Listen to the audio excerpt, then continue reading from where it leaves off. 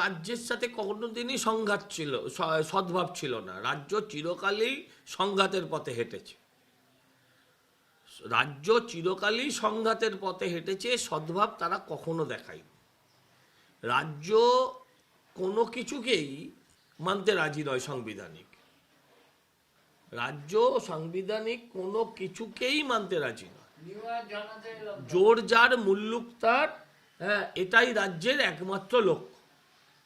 ফলে প্রথম থেকেই অ্যাটিটিউড, যেদিন থেকে এসআইআর শুরু হয়েছে সেদিন থেকে সিইও দপ্তরের সামনে বিক্ষোভ শুরু হয়েছে। হ্যাঁ, ওই দুপাঁচ জোড়া, হ্যাঁ, তৃণমূলের নেতা নেত্রী দিয়ে প্রথম দিন থেকে কখনো সিইওর ঘরের সামনে, কখনো রাস্তায়, কন্টিনিউয়াসভাবে চলছে। এখান থেকে ওরা দিল্লি অবধি গেছে, গিয়ে আঙুল নেড়ে কথা বলতে গেছিল, ঘাড় ধাক্কা দিয়ে বার করে দিয়েছে বলে শুনেছি।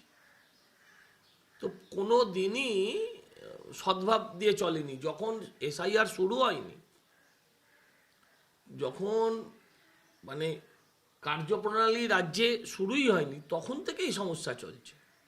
দিলীপ ঘোষকে চেনা ছন্দে আপনারা যেভাবে দেখতে চান আর দল যেভাবে দেখতে চায়, তাদের মধ্যে কিছু ফারাক থাকতে পারে, সেটা দল সিদ্ধান্ত নিয়েছে। দিলীপ দার দলের ব্যাপার, দুজনেই অনেক ওপর মহলের ব্যাপার হলো। আমার ওর মধ্যে ঢুকে কী লাভ? করেছে খারাপ কি করেছে? খারাপ কি? আমি বলছি খারাপ কি করেছে? ঠিকই করেছে।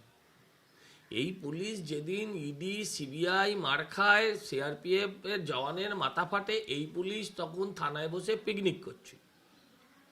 এই পুলিশ যখন অনুব্রত মাকে খিস্তি দেয়, অনুব্রত যখন এই পুলিশের মাকে বউকে একসাথে রেপ করার হুমকি দেয়, তখন এই পুলিশ নীরব থাকে।